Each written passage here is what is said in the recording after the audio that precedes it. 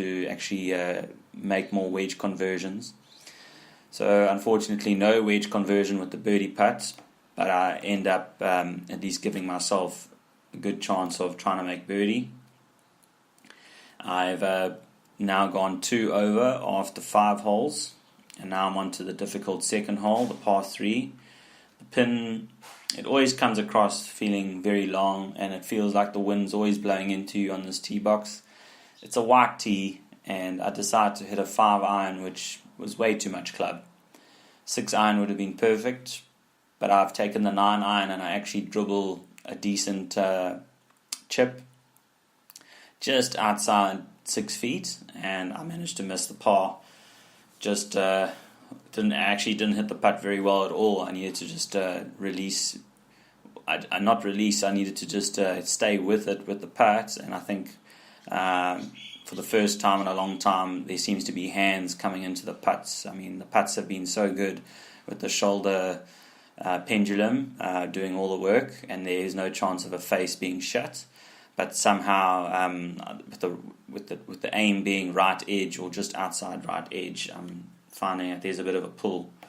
So, I'm not going to do anything to address some of the putts that are being missed, because you've got a good round going still, and you need more data points in order to make the right type of stroke correction, if that is the case with the putter. So I haven't missed a few to the left, but I've also missed a few to the right, so not enough data points up till this point. I've got to just stay in the moment and stay present. I hit a 3-wood tee shot on the 3rd hole, and that's a par 5 where you want to keep the ball in play. I take a 5 iron just to get myself into a good wedge distance out, and I was very disappointed because I had to hit a chest swing of a lob wedge, and I take a 54 and I still leave it short. So didn't really commit to a decision that I'd made on the course, and I would love to have that one over, because that was a birdie position that I turned into a bogey, and that's going to be the one hole that I would like to have a different result on. Not the bogey on 16 or 17, but definitely the bogey on 3. I proceed to go and find fairway and green on 4. I also made a bit of a mess on 5. I hit a 3-wood of the tee, but could have done better with committing to targets. I don't really recover that well with a hybrid, so I still have a good sand wedge or gap wedge out, and I still leave it short. But this time I managed to up and down with a lob wedge, and on the other occasion I went for a fringe putt and didn't up and down. So on those par 5s, if you're not going at least 1 under, I feel like you're losing a stroke to the field. So at this stage, I've managed to go par on holes 4 and 5.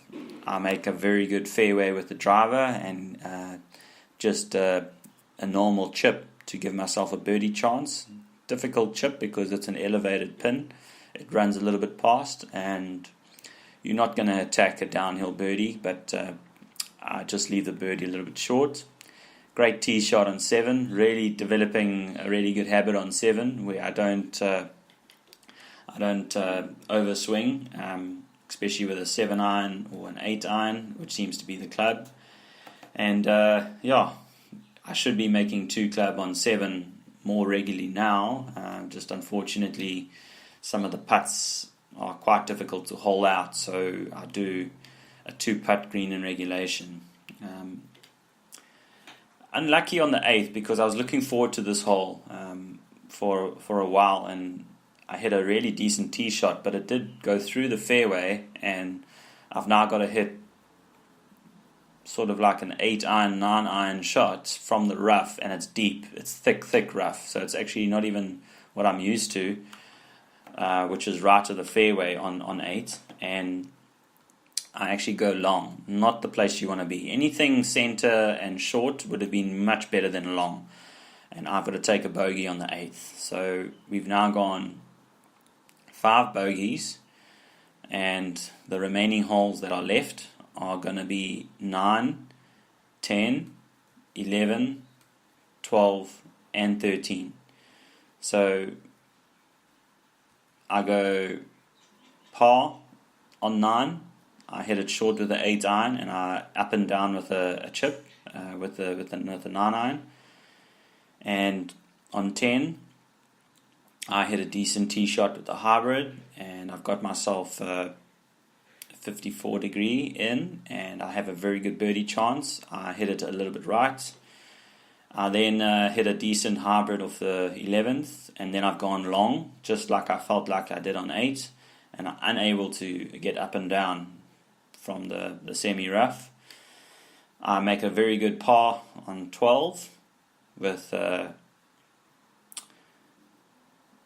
7 with a it must have been an 8 iron or a 9 iron. But I was so happy with my tee shot on 12.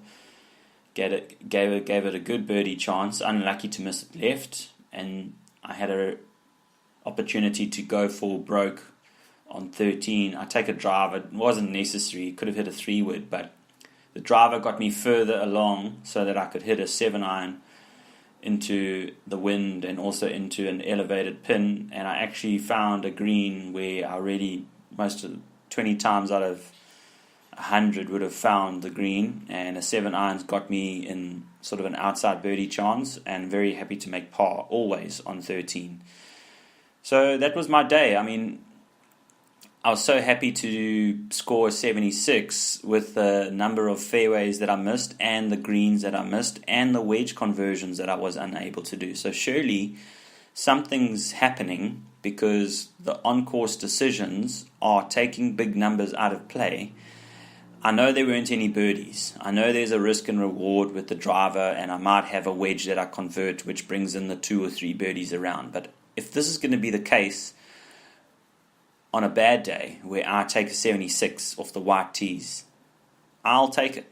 And this is what this experiment has done. It's got me to compartmentalize where are my misses and how bad are those misses with certain clubs, and can I actually manage myself a little bit better, especially going around a course where you need to actually keep it in play.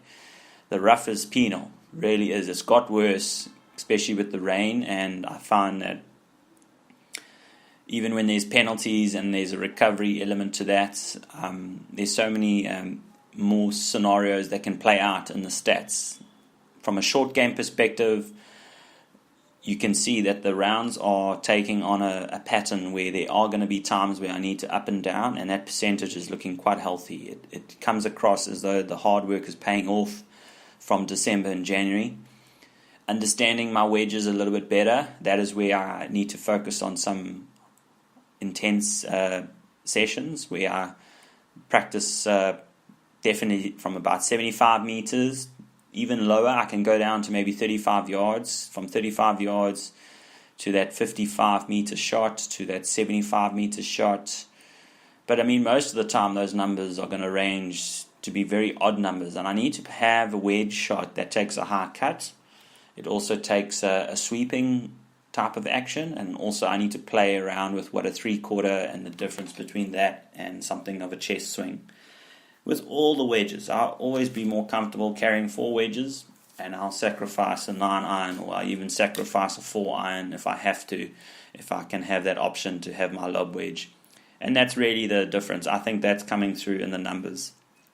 So this is round 20, and I'm posting it now on a Sunday, reflecting on the week. This was a Thursday round that, it was lots of fun to be out there with some golfers that are also having their own demons that they're dealing with.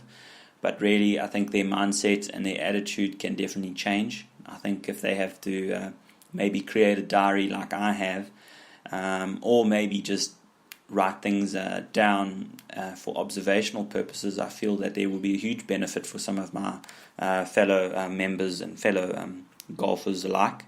And I'm just signing off now. Let's go with the triumph of the sport. Let's get it on. Let's keep it in the swing. And let's stay with it. And I hope to see you soon. And keep golfing.